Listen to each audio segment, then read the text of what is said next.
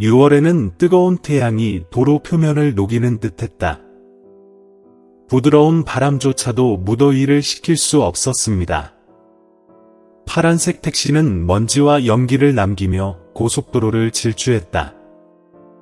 차량 내부에는 30대 정도의 마른 체형의 택시 운전사가 운전대를 열심히 잡고 있었습니다. 그의 셔츠는 땀으로 젖고 피곤했지만 그의 눈은 여전히 초점을 맞추고 있었다. 오늘의 교대 근무는 이른 아침부터 계속되었고 그는 빨리 집에 가서 휴식을 취하고 싶었습니다. 차창을 통해 길가에 있는 작은 인물이 폼을 놀라게 했다. 그 여자는 몸이 말랐고 낡은 원뿔 모양의 모자를 쓰고 낡은 바구니를 들고 절뚝거리며 걷고 있는 늙은 여자였습니다. 태양이 똑바로 내리쬐고 늙은 여자의 그림자가 길 건너로 뻗어 있었는데 불쌍하고 길을 잃은 듯한 모습이었습니다. 폼은 눈살을 찌푸리고 속도를 늦추고 신호를 켰다. 택시는 노부인 바로 옆에 멈춰서서 창문을 내리고 소리쳤다. 아저씨, 날씨가 너무 더운데 왜 걸어가세요? 태워줄 사람 없이 어디로 가세요? 노부인은 멈춰서서 폼을 올려다보았다. 그녀의 눈은 흐릿했지만 걱정으로 가득 차 있었습니다. 그녀는 더듬거리며 말했다. 삼촌, 태워다 줄 수 있어요? 제 고향은 10km 떨어져 있어요. 더 이상 걸을 수 없어요. 폼은 노부인을 자세히 바라보았다. 그녀는 갑자기 낙담했고 비참하고 약해 보였다.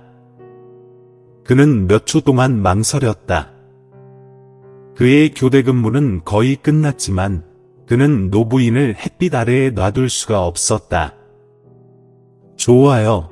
그러세요. 하지만 가만히 앉아 계세요. 시간이 별로 없어요. 그 노부인은 매우 기뻐하며 그에게 진심으로 고맙다고 인사하고 차 문을 열고 차에 올랐다. 폼은 차를 시동하고 여행을 계속했다. 그런데 그 노부인이 차에 탄 순간부터 차 안의 분위기가 갑자기 이상해졌습니다. 그녀는 아무 말도 하지 않고 그저 조용히 앉아 있었고 마치 바구니를 떨어뜨릴까봐 두려워하는 듯 바구니를 꽉 움켜쥐고 있었습니다. 폼은 백미러를 통해 그녀가 창밖을 내다보고 있는 것을 보았는데 그녀의 눈에는 슬픔이 가득했다. 어디까지 가는 거야? 왜 가족이 같이 안 와? 폼은 침묵을 깨고 대화를 시작했다. 그 노파는 잠시 주저하다가 그녀의 힘없는 목소리가 울려 퍼졌다. 저는 아들을 찾고 있습니다. 그는 오래전에 집을 떠났습니다. 사람들이 그가 고향으로 돌아갔다고 하는 것을 들었기 때문에 그를 찾아갔습니다. 그녀의 말은 폼을 슬프게 만들었지만 그녀의 이야기에는 잘못된 것이 있었습니다. 그는 계속해서 물었다. 당신의 아이가 실종됐어요? 그가 시골에 있다는 걸 어떻게 확신해요? 왜 경찰에 신고하지 않았어요? 노부인은 고개를 숙이고 떨리는 목소리로 말했다. 저는 너무 가난해서 누가 도와줄까요? 찾아가는 수밖에 없어요. 누가 알겠어요. 누군가를 만날지도 몰라요. 폼은 더 이상 말하지 않고 한숨만 쉬었지만 의심의 느낌은 여전히 그의 가슴 속에 남아 있었습니다. 갑자기 멀리서 세 대의 오토바이가 길을 가로질러 달려왔습니다. 택시가 갑자기 브레이크를 밟았고 바퀴가 삐걱거렸다. 튼튼하고 문신이 있는 젊은이들이 다가왔습니다. 그중 한 명이 오두막을 가리키며 소리쳤다. 야, 차에 누구를 태우고 가는 거야? 세 대의 오토바이가 길을 막고 있었고 뜨거운 태양 아래 먼지가 흩날렸다. 폼은 앞 유리창을 통해 눈을 가늘게 뜨며 심장이 더 빨리 뛰는 것을 느꼈다. 세 명의 건장한 청년이 차에서 내리면서 그들의 눈은 파란색 택시를 노려보았습니다. 야, 너 누구 운전하는 거야? 가운데 앉은 키가 크고 몸에 문신이 있는 남자가 폼을 가리켰는데 그의 목소리는 도발에 가득 차 있었다. 폼은 차창을 조금 내리고 침착함을 유지하려고 노력했다. 저는 택시 운전사이고 그저 보통 승객을 태우고 다닐 뿐입니다. 왜 차를 멈추려고 하시는 겁니까? 나무 막대기를 든 다른 남자가 다가와서 후드를 세게 두드렸다. 척하지 마. 우리가 내가 누구를 운전하는지 모를 거라고 생각해? 차에 탄 가짜 여자가 내 공범이지? 폼은 놀란 표정으로 돌아서서 늙은 여인을 바라보았다. 그 노부인은 창백해졌고 떨면서 바구니를 손에 꽉 쥐고 더듬거리며 말했다. 아니, 폼, 그냥 태워달라고 부탁하는 거야. 너희들을 몰라. 하지만 노파의 얄미운 변명은 그들을 설득하지 못했습니다. 또 다른 남자는 마른 체형이지만 눈매가 날카로워서 차창문을 두드리며 말했다. 차에서 내려. 우리한테 거짓말하지 마. 우리가 멍청하다고 생각해? 폼은 상황이 점점 더 위험해지고 있다고 느꼈다. 그는 심호흡을 하고 침착함을 유지하려고 노력하며 문을 열고 내려와 3명의 공격적인 청년 앞에 섰다. 무슨 뜻이에요? 저는 제 일을 할 뿐이고 그 노부인은 그저 승객일 뿐이에요. 나를 귀찮게 하지 마세요. 사람들을 비방하지 마세요. 폼의 말은 그들의 공격성을 완화시키지 못했다. 가장 큰 남자가 비웃으며 갑자기 그의 칼날을 잡고 세게 밀어내자 폼은 비틀거리며 당신이 누구든 상관없지만 이 여자가 사기꾼이라는 걸 숨기려고 생각하지도 마. 지금 말해봐. 넌 어디에 있었어? 라고 말했다. 알고 있니? 그 노부인은 갑자기 차에서 내려 그들 앞에 무릎을 꿇고 눈물을 흘리며 말했다. 여러분, 저는 나쁜 사람이 아닙니다. 저는 가짜이고 아무것도 남지 않았습니다. 그를 다치게 하지 마세요. 저는 삼촌께 부탁드립니다. 하지만 노파의 간청은 그들의 의심을 더욱 키우기만 했습니다. 그 남자는 지팡이로 늙은 여자를 세게 밀었고 그녀는 땅에 쓰러졌다. 닥쳐. 거짓말하는 건 잘하지만 누구를 속이려고 하는 거야. 폼은 길에 누워있는 늙은 여자를 바라보며 분노로 가득 찬 마음을 품었다. 그는 큰 남자의 손에서 벗어나 앞으로 나서서 노부인을 막았고 그의 눈은 단호했다. 나를 때리고 싶다면 때려라. 하지만 노부인은 건드리지 마. 그녀는 잘못한 게 없어. 폼의 말에 그 자리에 있던 사람들은 잠시 멍하니 서 있었다. 마치 얼어붙은 것처럼 긴장된 분위기가 감돌았다. 큰 키의 남자는 눈살을 찌푸리고 폼을 자세히 들여다본 다음 늙은 여자 쪽으로 돌아섰다. 잠시 침묵한 후 우리 속의 한 청년이 갑자기 앞으로 나서며 그의 눈은 갑자기 의심으로 가득 찼다. 잠깐만요. 이 노부인이 낯익어 보이네요.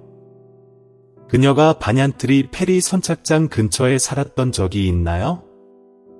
남자의 질문에 노부인은 잠시 멈추었고 그녀의 눈은 공포에 번쩍였다가 그녀는 고개를 숙이고 중얼거렸다. 당신은 틀렸어요. 저는 다른 곳에서 왔어요. 하지만 그 페리역은 제게 익숙한 것 같아요. 그 젊은이는 눈을 가늘게 뜨고 생각에 잠긴 표정으로 한 걸음 물러나 동료들에게 무언가를 속삭였다. 몇 초간의 논의 후 큰 남자는 퐁에게 돌아섰고 그의 목소리는 다소 부드러워졌다. 오늘은 운이 좋았다고 생각해. 하지만 이런 일에 더 이상 관여하지 않는 게 최선이야. 가. 퐁은 무슨 일이 일어났는지 이해하지 못했지만 그는 즉시 노부인을 일으켜 차에 태웠습니다. 그는 그룹으로부터 차를 몰고 떠나면서도 여전히 심장이 쿵쾅거렸다. 길을 가던 중 노부인은 아무 말도 없이 창밖을 바라보았고 얼굴은 불안으로 가득 차 있었습니다. 할머니, 당신은 누구세요? 왜 그런 말을 하세요? 폼은 호기심을 참을 수 없어 물었다. 노부인은 고개를 숙이고 바구니를 꼭 껴안으며 손이 떨렸고 목소리는 바람처럼 부드러웠다. 나도 모르겠어. 하지만 아직 끝나지 않았을지도 몰라. 폼은 운전하는 동안 침착함을 유지하려고 노력했지만 늙은 여자의 애매한 말이 계속해서 그의 머릿속에서 울려 퍼졌습니다. 그는 백미러로 늙은 여인이 뒷좌석에 꼼짝 않고 앉아 마치 보물처럼 바구니를 꽉 쥐고 있는 것을 보았습니다. 그는 스스로에게 이렇게 생각하며 궁금해할 수밖에 없었다. 이 늙은 여인은 바구니에 무엇을 숨기고 있을까? 그녀가 그렇게 꽉 잡고 있는 것은 그것 때문에 그 사람들이 그녀를 해치고 싶어 하는 것일까? 그 노부인은 깜짝 놀랐고 그녀의 눈은 혼란으로 번쩍였다. 잠시 후 그녀는 부드럽게 대답했고 그녀의 목소리는 떨렸다. 이 바구니에는 기념품이 몇 개 있을 뿐이에요. 가치 있는 건 없어요, 삼촌. 하지만 저에게는 전부예요. 폼은 한숨을 쉬며 더 이상 아무 말도 하지 않았다. 하지만 그의 직감에 따르면 늙은 여자가 들고 있는 것은 간단한 것이 아니었다. 그녀의 이야기와 청년들의 이상한 태도는 상황을 더욱 혼란스럽게 만들었다. 그는 걱정으로 가득 찬 마음으로 앞길을 바라보았습니다. 당신은 아마도 고향으로 돌아가고 싶어 할 거예요. 그렇죠? 폼은 긴장을 풀려고 애쓰며 물었다. 노부인은 살짝 고개를 끄덕였고 그녀의 눈은 여전히 먼 곳을 바라보고 있었다. 내 고향은 여기서 멀지 않지만 나는 쉬러 돌아가지 않을 거야. 나는 그저 내 아이를 찾고 싶을 뿐이야. 늙은 여자의 숨죽인 말에 폼은 슬픔을 느꼈다. 그는 택시기사로 일하면서 많은 사람을 만나고 많은 인생 이야기를 들었지만 늙은 여자의 목소리에는 그를 무겁게 만드는 무언가가 있었습니다. 아직 유튜브 채널을 구독하지 않으셨다면 구독하고 알림종을 켜두시면 최신 영상을 놓치지 않으실 수 있습니다. 당신의 아들은 얼마나 오랫동안 실종되었나요? 폼은 주저하며 물었다. 노부인은 감정을 억누르듯 살짝 눈을 감았다가 대답했다. 3년 이상이에요. 마지막으로 그가 페리에서 짐꾼으로 일한다는 소식을 들었지만 그 후로는 아무도 그에 대해 아무것도 듣지 못했습니다. 폼은 눈살을 찌푸렸다. 저 페리가 그 청년이 앞서 말한 곳이 아니었나요? 그는 거울을 들여다보며 늙은 여자가 거기 서 있는 것을 보았다. 그녀는 바구니를 움켜쥐고 손이 떨리고 있었다. 그의 마음에 갑자기 불안감이 솟아올랐다. 택시는 울퉁불퉁한 길을 따라 계속 달렸다. 그 노부인은 내내 조용히 앉아 있었고 가끔씩 누군가가 자신을 따라오는 것을 두려워하는 듯 시선을 뒤돌아보곤 했습니다. 마지막으로 접근할 때 교차로에서 그녀는 갑자기 말을 꺼냈는데 그녀의 목소리는 바람처럼 부드러웠습니다. 당신은 여기서 멈춰주세요. 저는 혼자서 계속할게. 폼은 놀라서 그녀를 돌아보았다. 여기서 멈추세요? 하지만 길은 아직 멀고 이 더위 속에서 걸을 생각이에요? 그 노부인은 가볍게 미소 지었다. 이곳은 가까워. 더 이상 널 귀찮게 하고 싶지 않아. 게다가 널 내 공경에 끌어들이는 건 싫은 것 같아. 폼은 머뭇거렸다. 그는 그렇게 인적이 드문 길 한가운데에 노부인을 내리게 할 수는 없다고 생각했지만 노부인의 단호한 의지에 그는 한숨을 쉬며 속도를 줄이고 길가에 차를 세웠다. 자신을 잘 돌봐. 도움이 필요하면 전화만 해. 폼이 말하며 늙은 여자에게 차에서 물 한 병을 건넸다. 그 노부인이 그것을 가져갔습니다. 그녀는 떠나기 전에 서둘러 고맙습니다. 라고 말했다. 노부인은 갑자기 감정이 가득한 눈으로 폼을 돌아보았다. 당신은 좋은 사람이지만 조심하세요. 간단해 보이지만 그렇지 않은 것도 있습니다. 그러고 나서 노부인은 고개를 숙이고 걸어갔다. 폼은 그녀의 모습이 햇빛 속으로 사라지는 것을 바라보았고 그의 마음은 불안으로 가득 찼다. 그는 돌아가려고 차를 시동하려고 했지만 갑자기 뒷좌석 바닥을 내려다보았습니다. 의자 밑으로 작은 천이 튀어나와 있었는데 그것은 노부인이 남기고 간 것이었습니다. 폼이 그것을 집어 올렸는데 안에 딱딱한 물체가 오래된 수건으로 감겨져 있었다. 그는 문을 열고 즉시 멈췄다. 상자 안에는 BT라는 문자가 새겨진 금반지와 작은 공책이 들어 있었습니다. 그 공책은 오래되었고 안의 종이는 노랗게 변색되었지만 여전히 낙서된 선들이 있었습니다. 폼은 첫 페이지를 넘겼는데 롱이라는 남자가 쓴 일기 항목이었다. 폼은 페이지를 넘길 때마다 이것이 평범한 공책이 아니라는 사실을 점차 깨달았습니다. 이 글에서는 저자가 페리 선착장이라고 부르는 장소에서 무슨 일이 일어나는지 자세히 설명합니다. 폼은 책을 읽을수록 두려움이 커졌습니다. 마지막 대사가 그의 척추를 오싹하게 했다. 어머니, 제가 못 가더라도 용서해 주세요. 진실은 모두 페리 선착장 뒤 창고에 있습니다. 폼은 공책을 손에 꽉 쥐었다. 그는 이 사실을 무시할 수 없다는 것을 알았습니다.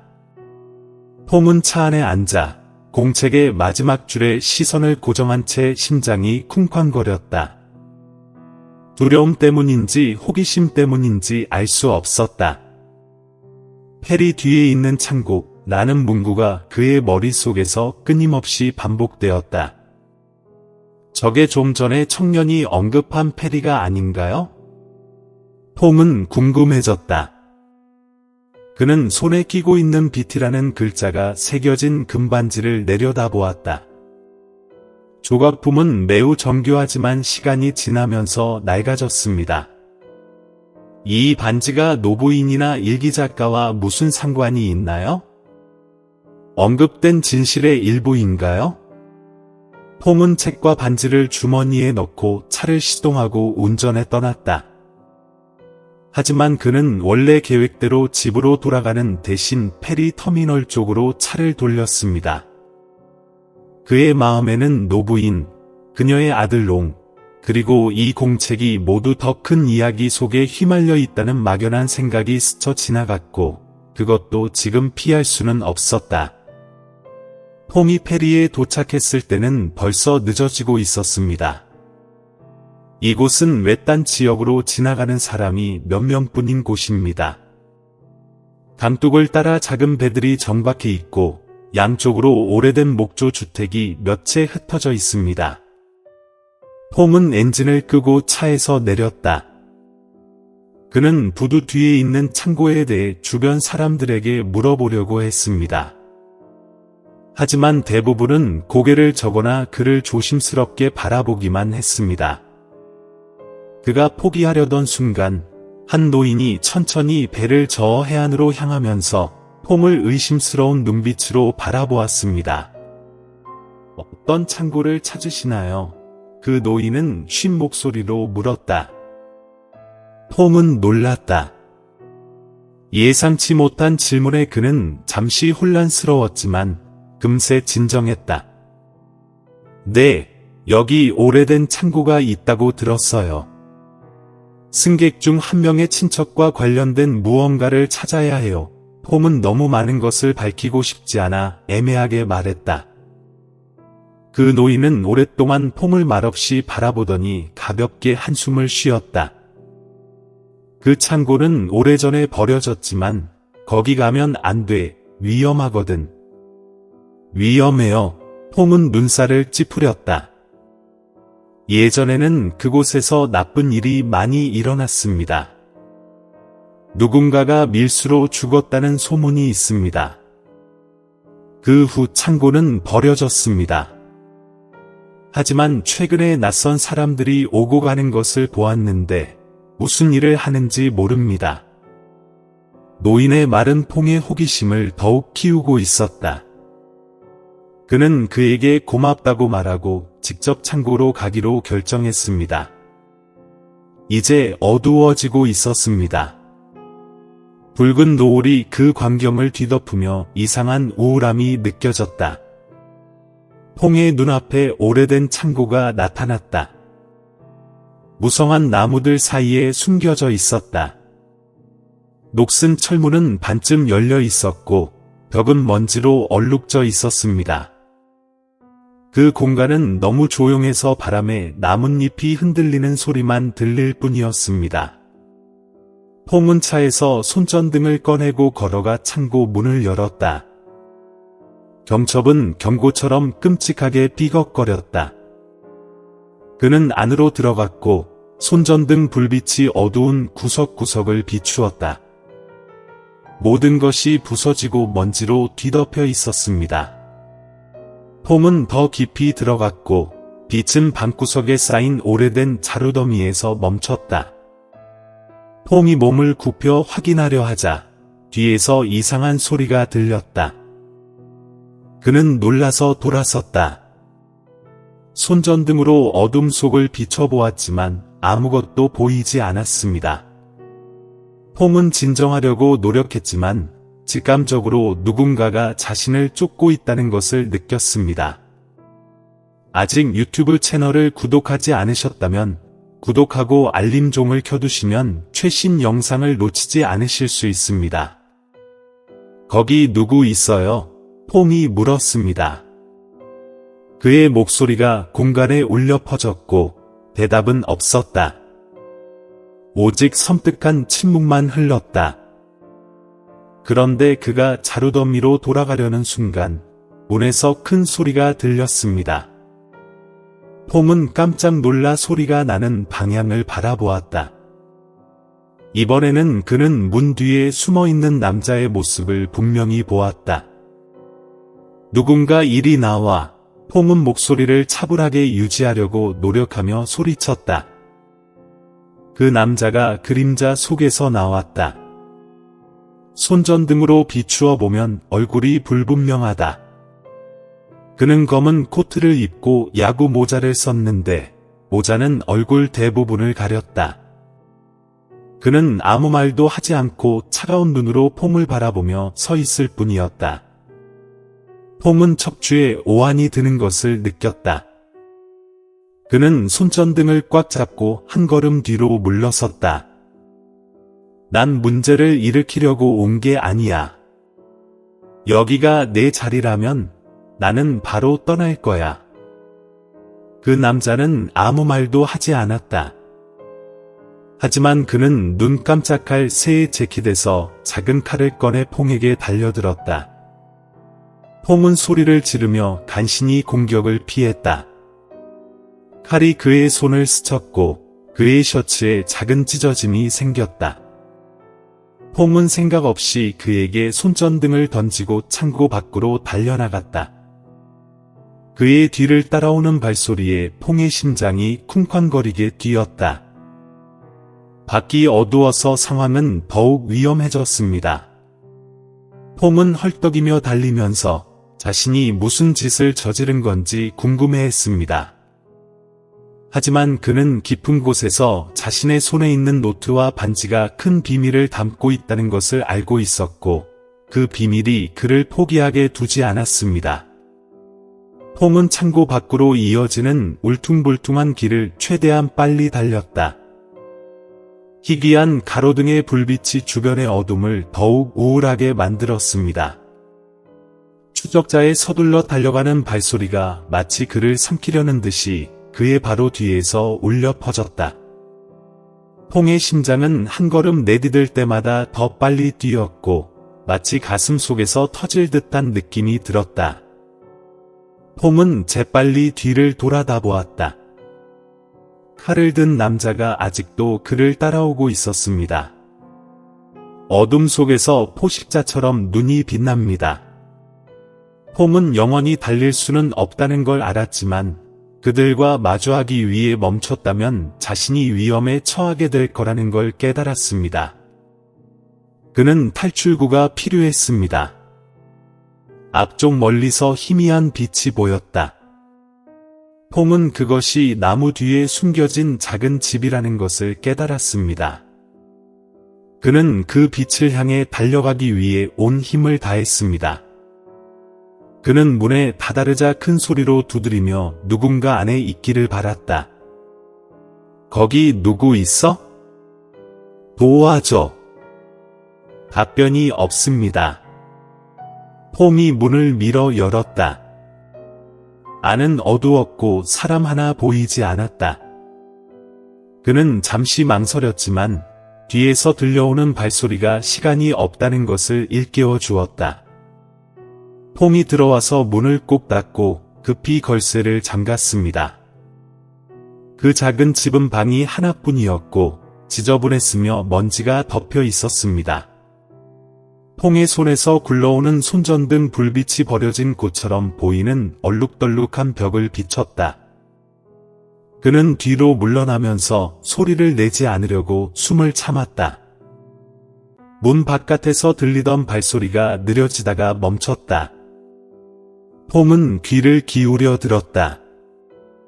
길고 섬뜩한 침묵이 흘렀다. 오직 그의 거친 숨소리만이 남았습니다. 그런데 그때 문을 두드리는 소리가 부드럽지만 차갑게 들렸습니다. 마치 그에게 남아있는 용기를 모두 없애려는 듯했습니다. 문 열어. 너 거기 있는 거 알아. 그 남자의 목소리가 쉰 목소리로 위협적으로 울려 퍼졌다. 퐁은 대답하지 않고 어둠 속으로 더 깊이 숨어들려고 했다. 하지만 두드리는 소리는 점점 더 시급하고 강해졌습니다. 그러자 그는 칼로 문을 두드리며 역겨운 소리를 냈습니다. 문이 한 번, 두 번 흔들렸다. 도망칠 수 없어. 지금 문을 열어. 퐁은 필사적으로 주변을 둘러보며 자신을 방어할 만한 무언가를 찾았습니다. 그는 바닥에 놓인 썩은 나무 조각을 집어들고 손을 꽉 쥐었다. 칼이 문을 두드리는 소리는 점점 커져가더니 갑자기 멈췄다. 퐁은 숨을 멈췄다. 모든 것이 이상하게도 조용했다. 그는 문으로 다가가서 판자 사이의 작은 틈으로 들여다보려고 했다. 그 남자의 그림자는 더 이상 보이지 않았습니다. 하지만 퐁의 마음 속에는 불안감이 커졌습니다. 그는 정말로 떠났는가? 아니면 그저 그가 실수할 때까지 기다리고 있었는가? 갑자기 뒤에서 큰 소리가 들렸습니다. 퐁이 다시 플레이되었습니다. 손전등이 작은 창문이 있는 어두운 구석을 똑바로 비췄습니다. 손이 문 가장자리를 움켜쥐자 남자의 얼굴이 나타났고 그의 얼굴에는 아기의 찬 미소가 떠올랐습니다. 탈출할 수 있다고 생각해? 퐁은 생각할 시간이 없었다. 그는 창문을 향해 달려가면서 나무 막대기를 손에 들고 그 남자의 손을 세게 때렸다. 그는 고통스럽게 비명을 지르며 물러섰지만 그의 환한 눈빛은 그가 포기하지 않을 것이라는 것을 보여주었습니다. 퐁은 즉시 달려가야 한다는 것을 알았습니다. 폼은 작은 집에서 뛰쳐나와 어둠 속으로 들어갔습니다. 그는 덤불 사이로 지나갔는데 나뭇가지가 그의 얼굴을 때리고 쏘는 것 같다. 그 남자의 발소리가 다시 그의 뒤에서 울려 퍼졌다. 이번에는 더 다급하고 더 흥분한 소리였다. 폼은 뒤돌아볼 엄두도 내지 못하고 계속 달렸습니다. 멀리서 그는 자동차 불빛을 보았습니다. 큰 도로였습니다. 폼은 가슴에 희망의 빛이 비치는 것을 느꼈다. 그는 남은 힘을 모두 모아 빛을 향해 달려갔다. 그가 도착했을 때 그는 트럭 한 대가 속도를 늦추는 것을 보았습니다. 폼은 거리로 달려나가며 팔을 미친 듯이 흔들었다. 도와주세요. 제발 멈춰주세요. 아직 유튜브 채널을 구독하지 않으셨다면 구독하고 알림종을 켜두시면 최신 영상을 놓치지 않으실 수 있습니다. 트럭 운전사는 갑자기 브레이크를 밟고 폼을 놀란 눈으로 바라보았습니다. 폼은 설명할 시간도 없이 소리만 질렀다. 누군가가 나를 쫓고 있어요. 제발 도와주세요. 운전사가 대답하기도 전에 어둠 속에서 그 남자가 나타났다. 그는 칼을 쥔 채로 폼과 트럭을 바라보며 서 있었다. 헤드라이트가 그의 얼굴을 비추며 그의 분노를 드러냈다. 운전자는 즉시 상황을 파악하고 차 문을 열었다. 서둘러요. 폼은 주저하지 않고 재빨리 트럭 운전석에 올라타 엔진을 가동하고 달려갔고 그 남자는 도로 한가운데에 서 있게 되었다. 폼은 헐떡이며 앉아 있었고 그의 심장은 아직도 격렬하게 뛰고 있었다. 운전사는 그를 쳐다보며 낮은 목소리로 말했다. 너한테 무슨 일이 있었어? 그 사람은 누구야? 폼은 어떻게 대답해야 할지 몰랐고 그저 고개를 저었고 목소리가 쉰 상태였다. 모르겠지만 모든 것은 한 노부인으로부터 시작되었어요. 그녀가 남긴 공책이요. 트럭은 텅 빈 길을 따라 달려갔다. 헤드라이트가 밤을 가르며 비쳤다. 폼은 조수석에 앉아 있었지만 숨가쁘게 쫓아간 끝에 아직도 완전히 침착하지는 못했다. 운전수는 중년의 단순한 외모를 가진 남자였는데 그는 눈꽃으로 폼을 조용히 관찰했다. 마침내 그는 침묵을 깨뜨렸다. 형님, 저놈은 누구를 이렇게 사납게 쫓고 있는 놈이에요? 폼은 심호흡을 하며 호흡을 가다듬으려고 노력했다. 모르겠지만 모든 게 제가 한 노부인을 기다리던 때부터 시작됐어요. 그녀가 공책을 두고 간 후 일이 복잡해졌어요. 운전자는 눈살을 찌푸렸다. 그 사람들을 미치게 만드는 책은 뭐지? 폼은 조심스럽게 주머니에서 공책을 꺼내 그에게 보여주었다. 운전사는 낡고 너덜너덜한 표지를 흘깃보고는 곧바로 돌려주었는데 그의 눈은 약간 혼란스러웠다. 그 안에 무엇이 있는지는 모르겠지만 당신을 이렇게 보니 이 문제를 접고 당신에게 속하지 않는 일에는 관여하지 않는 게 좋겠습니다. 폼은 고개를 숙이고 손에 공책을 움켜쥐었다. 그는 운전자가 옳다는 것을 알았지만 깊은 곳에서는 멈출 수 없다고 느꼈습니다. 롱의 말, 비티가 새겨진 반지, 그리고 늙은 여자의 겁먹은 눈빛은 모두 도움을 요청하는 외침과도 같았습니다. 만약 당신이 포기한다면 누가 이 비밀을 밝혀낼 것인가? 트럭이 옆길로 방향을 틀었다. 운전자가 앞을 가리켰다. 저는 여기로 달려갈게요. 제 집이 근처에 있어요. 계속하고 싶으시다면 길을 안내해 드릴게요. 하지만 무엇을 하든 조심하세요. 퐁은 고개를 끄덕여 감사하다고 말하고 차에서 내렸다. 그는 트럭이 어둠 속으로 사라지는 것을 지켜보며 이상하게 불안함을 느꼈다. 앞의 길은 조용했고 가로등만이 희미하게 비춰질 뿐이었습니다. 퐁은 하룻밤을 지낼 안전한 장소를 찾고 내일 아침 계획을 세우기로 했습니다. 퐁은 길가에 있는 작은 여관을 발견했습니다. 중년 여성인 주인은 그의 더럽고 피곤한 모습을 보고 의심스러운 눈빛으로 그를 바라보았습니다. 하지만 퐁이 선불을 하자 그녀는 더 이상 질문을 하지 않고 그저 조용히 그를 방으로 안내했습니다. 작은 방에는 싱글 침대 하나와 노란색 테이블 램프 하나만 있었습니다. 퐁은 문을 잠그고 침대 가장자리에 앉아서 공책을 꺼냈다. 그는 휘갈겨 쓴 페이지를 넘기며 롱이 겪은 일에 대해 더 알아보려고 노력했다. 이 노트북에는 롱이 붉은 부두에서 일한 날짜가 자세히 기록되어 있습니다.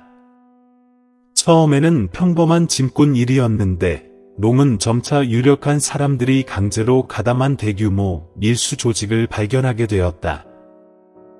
하지만 그는 이 반지를 폭로하고자 조용히 증거를 수집했습니다. 아직 유튜브 채널을 구독하지 않으셨다면 구독하고 알림종을 켜두시면 최신 영상을 놓치지 않으실 수 있습니다. 책의 마지막 줄을 읽고 퐁은 목이 메었다. 엄마, 숨겨서 미안해요. 못 온다면 용서해 주세요. 진실은 모두 레드워프 뒤편 창고에 있어요. 퐁은 책을 덮었다. 그의 시선은 금반지에 머물렀다. 반지에 새겨진 비티는 무엇을 의미하나요?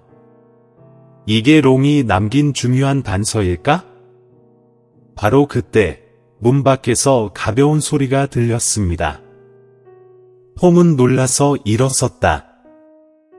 그는 걸어가서 문에 귀를 가까이 대고 귀를 기울이려고 노력했습니다. 발소리가 부드럽게 움직이더니 멈췄다. 퐁은 온몸에 소름이 돋는 것을 느꼈다. 누군가 당신을 따라오고 있습니다. 그는 불을 끄고 주머니에서 휴대전화를 꺼내 무음 모드로 전환한 후 접수원에게 전화를 걸었습니다. 여관 주인의 쉰 목소리가 울려 퍼지기 전까지 종은 오랫동안 울렸다. 무슨 일이야? 내 방 밖에 어슬렁거리는 사람을 보셨나요? 퐁은 침착함을 유지하려고 속삭였다. 전화 반대편에 있는 가게 주인은 몇 초 동안 망설이다가 전화를 받았습니다. 아니요. 이 시간에는 사람이 많지 않아요. 하지만 조심하세요. 그 대답은 퐁을 전혀 안심시키지 못했다. 그는 전화를 끊고 조심스럽게 문을 단단히 잠근 후 나무 의자를 문 위로 끌어당겼다. 그의 마음은 불안으로 가득 찼지만 아침까지 기다리는 것 외에는 할 수 있는 일이 없었다. 퐁은 벽에 기대어 앉아 진정하려고 노력했다. 노트와 반지는 그의 주머니 속에 보이지 않는 짐처럼 놓여 있었다. 그는 시계를 보았다. 분침은 느리게 흘렀지만 1분이 1시간처럼 느껴졌다. 마침내 퐁은 피로 때문에 자신도 모르게 잠이 들었습니다. 나에게 이상한 꿈이 찾아왔습니다. 그는 강둑에 서 있는 해숙해진 얼굴의 젊은 남자 롱을 보았다. 멀리 있는 눈롱은 뒤돌아 퐁을 똑바로 바라보았다. 그 목소리는 엄숙하게 울려 퍼졌다. 멈추지 마세요. 진실은 밝혀져야 합니다. 퐁이 깨어났습니다. 새벽이었습니다. 꿈속의 말이 여전히 그의 머릿속에서 촉구처럼 울려 퍼졌다. 그는 심호흡을 하고 마음을 정했다. 무슨 일이 일어나든 그는 계속해서 알아낼 것입니다. 이른 아침 햇살이 작은 방 안으로 쏟아져 들어왔지만 퐁에게는 평화로운 느낌이 들지 않았다. 어젯밤에 일어난 일, 이상한 꿈에서부터 문 밖에서 들리는 소리까지 그 모든 것은 그가 단순하지 않은 일에 빠지고 있다는 경고였습니다. 퐁은 주목을 끌지 않으려고 애쓰며 여관을 나갔다. 떠나기 전 그는 체크아웃을 하고 억지로 웃으며 집주인에게 고맙다고 말했다. 그녀는 의심으로 가득 찬 눈으로 그를 바라보았지만 그 이상은 아무 말도 하지 않았습니다. 파란색 택시가 길가에 기다리고 있었습니다. 퐁은 차에 타서 엔진을 시동한 뒤 가장 가까운 시내 중심지로 향했습니다. 그는 자기 혼자서는 문제를 해결할 수 없다는 걸 알았습니다. 롱의 노트에는 아마도 중요한 증거가 담겨 있을 것이지만 당국에 제출해야 합니다. 가던 중에 퐁의 휴대전화가 갑자기 진동했습니다. 그는 화면을 쳐다봤다.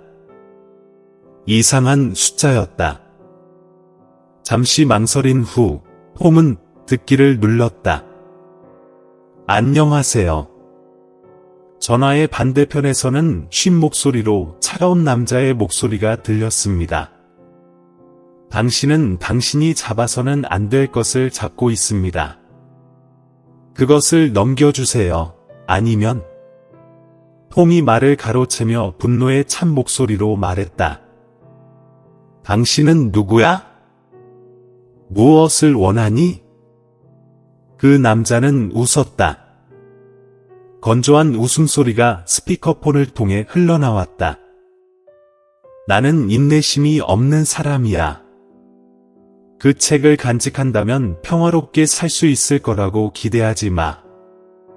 통화는 갑자기 끝났습니다. 퐁은 걱정으로 가득 찬 마음으로 휴대전화 화면을 응시했다. 누군가는 알았죠. 그들은 책에 관해 이야기하고 퐁 씨를 따라 택시를 타고 교통량이 적은 거리를 지나 시내 중심지로 달려갔습니다. 그는 작은 카페에 들러 진정하고 다음에 무엇을 해야 할지 고민하기로 했습니다. 레스토랑은 텅 비어 있었고 테이블에 앉아있는 손님은 몇 명뿐이었다. 퐁은 한적한 구석을 골라 커피 한 잔을 주문한 뒤 다시 노트를 꺼내 롱의 글을 주의 깊게 읽었습니다. 이 책은 밀수 조직의 이야기를 기록했을 뿐만 아니라 페리뿐만 아니라 주변 지역까지 장악한 유력한 사람들로 구성된 집단의 배후에 있는 사람들에 대해서도 언급합니다. TNG는 비밀리에 증거를 수집했지만 누구에게도 증거를 전달하기 전에 사라졌습니다. 퐁은 척추에 오한이 느껴지는 것을 느꼈다. 롱이 수첩에 적은 내용은 네트워크 전체를 무너뜨릴 수 있는 내용이었습니다. 그래서 그들은 책을 든 사람을 누구든 사냥하려고 합니다. 퐁이 독서에 열중하고 있을 때 한 사람이 가게 안으로 들어왔다. 회색 재킷과 야구 모자를 쓴 키 큰 남자가 낯익어 보였고 퐁은 놀랐다. 그는 즉시 몸을 굽혀 테이블 밑에 공책을 숨기려고 노력했다. 그 남자는 차가운 눈으로 레스토랑 전체를 훑어본 뒤 걸어가서 퐁의 테이블에서 불과 몇 미터 떨어진 곳에 앉았다. 퐁은 자신의 심장이 더 빨리 뛰는 것을 느꼈다. 그는 휴대전화를 스크롤하는 척했지만 그의 눈은 계속해서 그 남자를 따라갔다. 그는 물을 주문하지 않고 그저 가만히 앉아 있었습니다. 그의 눈은 마치 칼날 같았고 퐁을 똑바로 바라보고 있었습니다. 분명 그는 무언가를 발견했습니다. 퐁은 더 이상 여기에 머물 수 없다는 것을 깨달았습니다. 그는 침착함을 유지하려고 천천히 일어섰다. 하지만 그는 가게에서 나가자마자 곧바로 일어나 그를 따라갔습니다. 추격전은 길 한가운데에서 벌어졌습니다. 퐁은 꼬리를 피하려고 작은 골목길을 누비며 움직였다. 그의 호흡은 점점 더 빨라졌지만 추적자의 차가운 시선은 여전히 그를 밀접하게 따라잡으며 놓지 않았다. 퐁은 작은 시장으로 달려갔다. 판매원의 고함 소리는 그 뒤에서 달려오는 서둘러 오는 발소리를 가릴 수 없었다. 마침내 그는 막다른 길로 접어들었다. 퐁은 숨을 헐떡이며 뒤돌아보았더니 출구를 막고 서 있는 남자가 보였다. 그의 손은 칼을 꺼냈고 의심스러운 그의 얼굴에 차가운 미소가 나타났다. 나에게서 벗어날 수 있어?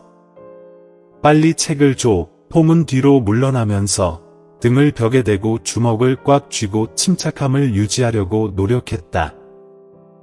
내가 주면 나를 놓아줄래? 그 남자는 쉰 목소리로 웃었다. 어리석은 질문은 하지 마. 나는 그저 책만 필요해. 나머지는 내가 기도하는 거야. 퐁은 돌아갈 길이 없다는 것을 깨달았지만 그가 달려가기 전에 골목 끝에서 큰 외침이 울려 퍼졌습니다. 움직이지 말고 칼을 내려놓으세요. 퐁이 뒤돌아보자 경찰들이 들어왔고 그들은 그 남자에게 무기를 겨누고 있었다. 그는 얼굴이 창백해지더니 곧바로 칼을 내려놓고 손을 들어 올렸습니다. 경찰 중 한 명이 앞으로 나서서 퐁을 끌어올렸다. 괜찮으세요? 의심스러운 사람이 당신을 따라다닌다는 신고가 들어왔습니다. 퐁은 안도의 한숨을 쉬며 고개를 끄덕였다. 고맙습니다. 이번에는 탈출할 수 있어서 운이 좋았다는 걸 알아요. 하지만 그는 마음속으로 이 이야기가 끝나기에는 아직 멀다는 것을 알고 있었습니다. 그 책은 아직도 그의 손에 있고 진실은 아직 밝혀지지 않았습니다. 아직 유튜브 채널을 구독하지 않으셨다면 구독하고 알림종을 켜두시면 최신 영상을 놓치지 않으실 수 있습니다. 퐁은 추격 전 이후에도 여전히 충격에 빠진 채로 경찰 조사실에 앉아 있었다. 롱이 손에 꼭 쥐고 있던 노트는 이제 테이블 위에 놓여 있었다. 엄격한 표정의 중년 장교가 맞은편에 앉아 주의 깊게 각 페이지를 넘기고 있었습니다. 퐁 씨, 이 노트는 택시에 두고 간 노부인의 것이라고 말씀하셨나요? 경찰관이 차가운 눈으로 물었다. 퐁은 고개를 끄덕이며 느린 목소리로 말했다. 네, 선생님. 그 노부인은 태워달라고 부탁했지만 내리면서 이 책을 잊어버렸어요. 책을 열어보니 중요한 내용이 많아서 방법을 찾아보려고 했어요. 알려드리죠, 오빠. 경찰은 잠시 말을 숙고하듯이 멈췄다가 가볍게 한숨을 쉬며 말했다. 만약 책에 있는 내용이 사실이라면 이것은 엄청난 단서입니다. 이 책의 저자가 언급한 대사는 그것은 우리의 오랫동안 레이더를 설치해왔지만 지금까지 레이더를 파괴할 만한 충분한 증거는 없었습니다. 그 말을 듣고 퐁은 가슴에 희망의 빛이 비치는 것을 느꼈다. 이 노트는 진실을 밝혀내는 마지막 문서일지 모르지만 그는 자신이 위험한 이야기 속으로 더욱 깊이 빠져들고 있다는 것을 깨닫는다.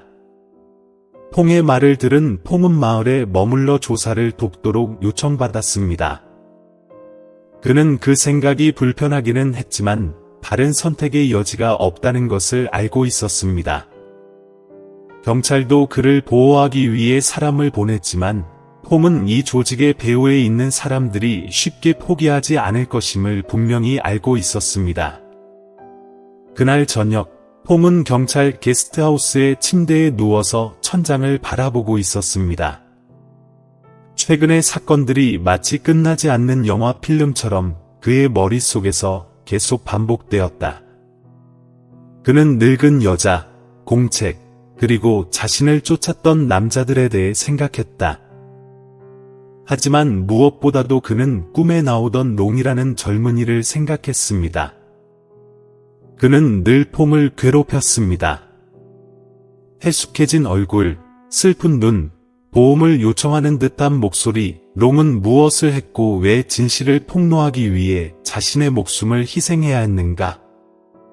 다음날 아침, 퐁은 공책의 추가 분석을 위해 불려갔다. 조사관들은 롱의 일기 항목뿐만 아니라 서둘러 쓴 다이어그램과 이름도 발견했습니다. 뱅은 아마도 밀수 조직에 연루된 사람일 것입니다. 이 책에는 붉은 부두 뒤에 창고라는 장소가 언급되어 있습니다. 그곳은 그들의 보관 장소일 수도 있고 모임 장소. 우리는 이 정보를 더 확인해야 합니다. 한 조사관이 설명했다. 톰은 고개를 끄덕였다. 저는 그 창고에 가서 거의 목숨을 잃을 뻔했지만 그곳에는 아직도 풀리지 않은 비밀이 많이 있다는 걸 알고 있어요. 그날 오후 잠복 경찰팀이 폼과 함께 붉은 부두로 돌아왔습니다. 그 공간은 으스스하게 조용했고 강물이 해안에 부드럽게 부딪히는 소리만 들릴 뿐이었습니다. 폼이 길을 안내하며 그가 앞서 발견했던 창고의 입구를 그들에게 보여주었습니다. 낡은 창고가 나타났는데 지난번과 별반 다르지 않았다. 폼이 녹슨 철문 앞으로 다가갔다. 그 문은 여전히 반쯤 열려 있었지만 이번에는 문 주변 공기가 더 차가웠다. 몇몇 조사관이 먼저 들어갔습니다. 그들은 총을 손에 들고 창고 안에서 벌어질 모든 상황에 대비했습니다. 손전등으로 오래된 상자와 썩은 자루더미를 비췄다. 톰은 조사팀을 주의 깊게 따라갔고 그의 눈은 긴장되어 있었고 모든 구석을 면밀히 살폈다. 갑자기 한 수사관이 소리쳤다. 여기 비밀 보관소가 있어요. 그들은 나무 바닥을 뜯어내자 작은 지하실이 드러났습니다. 안에는 오래된 나무 상자가 있었고 조심스럽게 밀봉되어 있었습니다. 경찰은 상자를 열었는데 그 안에는 여러 권의 책, 목록, 비디오 테이프가 들어 있었습니다. 여기 있습니다. 중요한 증거가 될 수 있습니다. 경찰관이 외쳤다. 하지만 그들이 떠나기 전에 창고 밖에서 큰 소리가 들렸습니다. 낯선 사람들의 무리가 나타났습니다. 그들은 총을 손에 들고 있었고 눈빛은 사리로 가득 차 있었습니다. 낯선 사람들의 무리가 창고 문 앞에 나타났다. 그들의 눈은 위협으로 가득 차 있었고 그들이 들고 있는 총은 먼 거리의 가로등 불빛에 희미하게 반짝였다. 폼과 조사관들은 잠시 멈췄다. 공간은 얼어붙은 듯했고 오래된 창고의 틈새에서 바람이 휘파람을 불며 지나가는 소리만 들릴 뿐이었다. 큰 키의 남자, 분명히 리더인 사람이 앞으로 나왔다. 그의 목소리는 낮고 쉰데 조롱하는 듯한 기색이 엿보였다. 발각되지 않고 여기까지 올 수 있다고 생각해? 얼마나 멍청한가? 키 큰 경찰관이 앞으로 나서서 맑은 목소리로 말했다. 우리는 경찰입니다. 여기는 수사 현장입니다. 당신은 포위당했습니다. 총을 내려놓고 항복하세요. 리더가 폭소했는데 그 건조한 웃음소리가 창고 전체에 울려 퍼졌다. 우리 주변에는 몇 명뿐이지만 우리는 훨씬 더 많습니다. 누가 두려워해야 합니까? 그가 말을 마치자마자 그의 뒤에 어둠 속에서 더 많은 사람들이 나왔다. 10명이 넘었다. 각자는 쇠막대기부터 권총까지 다양한 무기를 소지하고 있었습니다. 톰은 심장이 쿵쾅거리는 것을 느끼며 몇 걸음 뒤로 물러섰고 그의 시선은 재빨리 경찰팀 쪽으로 향했다. 그들은 불리한 상황을 분명히 알고 있었지만 누구도 눈 하나 깜빡이지 않는 듯했다. 경찰은 무전으로 긴급 지원을 요청했습니다.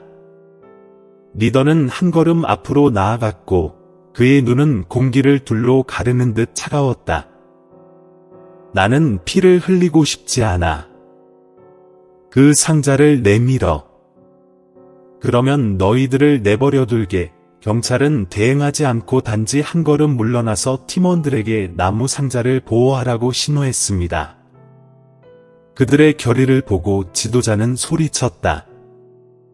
저들을 처리하라. 총소리가 울렸고 귀가 터질 듯한 소리가 났다. 폼은 바닥에 납작하게 누워서 손으로 귀를 막고 있었습니다. 두 사람 사이의 총격전은 창고 한가운데에서 벌어졌습니다. 조사관들은 반격을 시도했지만 적군의 압도적인 숫자로 인해 금세 불리한 입장에 놓이게 되었다.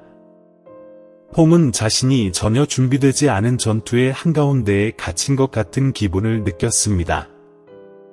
한 남자가 그의 뒤에서 몰래 다가와 쇠막대기를 들고 폼에게 달려들었다. 폼은 비명을 지르며 반사적으로 손을 들어 타격을 막았다. 그것은 그의 머리를 스쳐 지나가며 현기증을 일으켰다. 그는 뒤로 물러나 바닥에서 나무 막대기를 집어 공격자에게 휘둘렀다.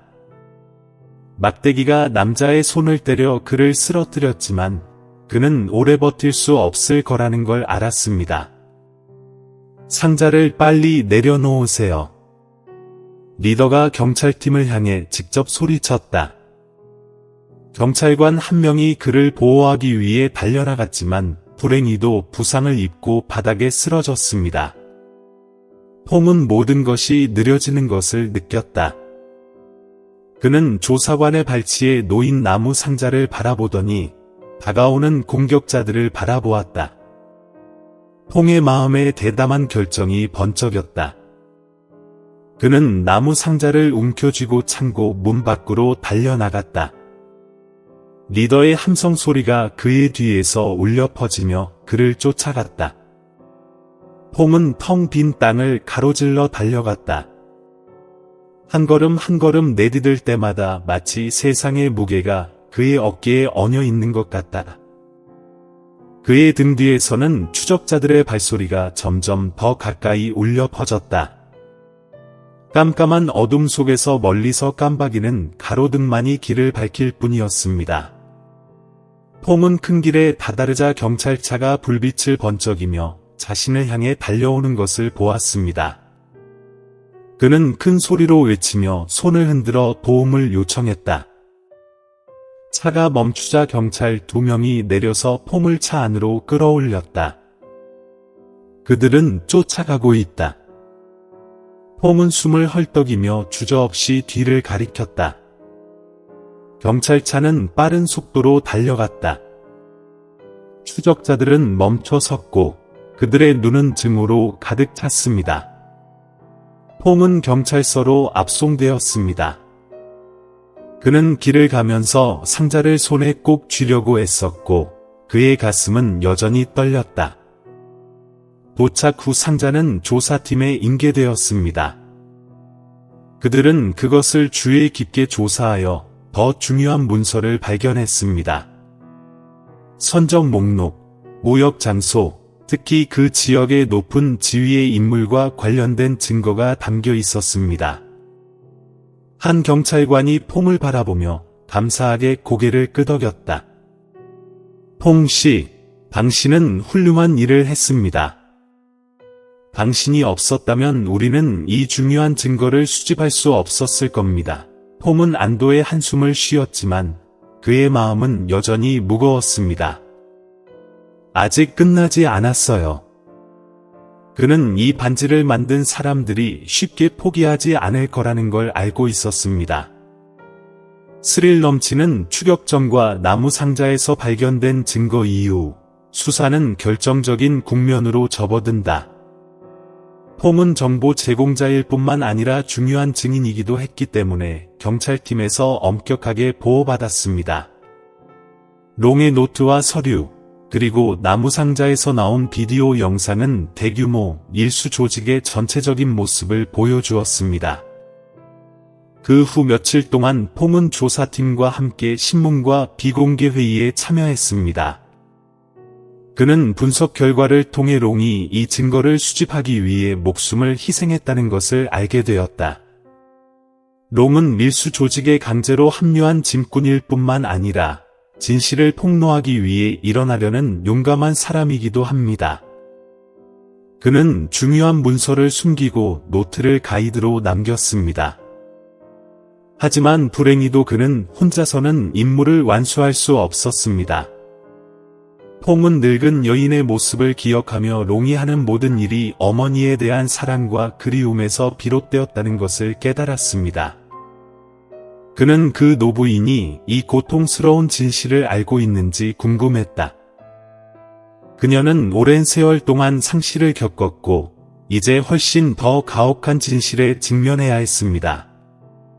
아직 유튜브 채널을 구독하지 않으셨다면 구독하고 알림종을 켜두시면 최신 영상을 놓치지 않으실 수 있습니다.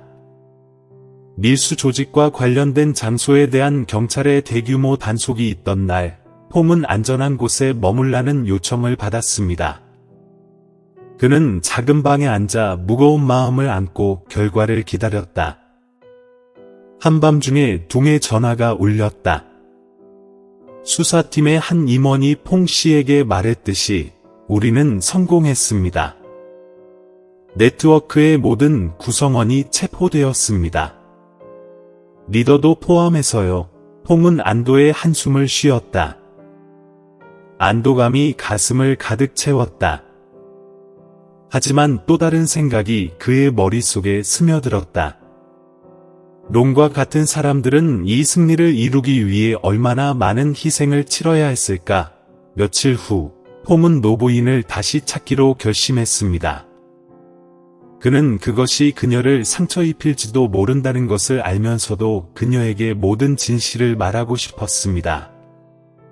그는 노부인이 언급한 작은 마을로 차를 몰고 가서 오래된 초가집에 들렀습니다. 폼은 걱정 가득한 마음으로 물러섰다. 그 노부인은 현관에 앉아서 먼 들판을 조용히 바라보고 있었습니다.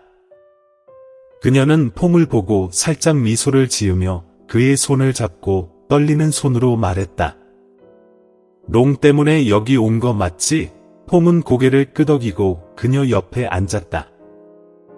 그는 수첩, 반지, 밀수 조직을 폭로하는 데 도움이 된 증거 등 모든 것을 이야기해 주었습니다. 그 노부인은 아무 말도 하지 않은 채 나이든 얼굴에 눈물을 흘리고 있었습니다. 그녀는 폼이 돌려준 반지를 꽉 쥐었고 그녀의 목소리는 약간 떨렸다. 롱은 옳은 일을 했어요. 제 자랑이에요. 폼은 늙은 여인을 바라보며 그의 마음은 존경심으로 가득 찼다. 아이를 잃은 아픔이 아직도 생생했지만 노부인은 여전히 강인했고 롱을 자랑스러워했습니다. 한 달 후, 폼은 택시기사 직장으로 복귀했지만 그는 자신의 삶이 영원히 바뀌었다는 것을 깨달았습니다. 그가 겪은 일은 단순한 이야기가 아니라 진실을 위해 싸우는 용기, 희생, 인내에 대한 심오한 교훈입니다. 롱의 고향에 있는 학교는 롱비넨 학교라는 이름을 붙였는데 이는 롱을 기억하고 그가 시작한 여정을 기념하는 의미였다.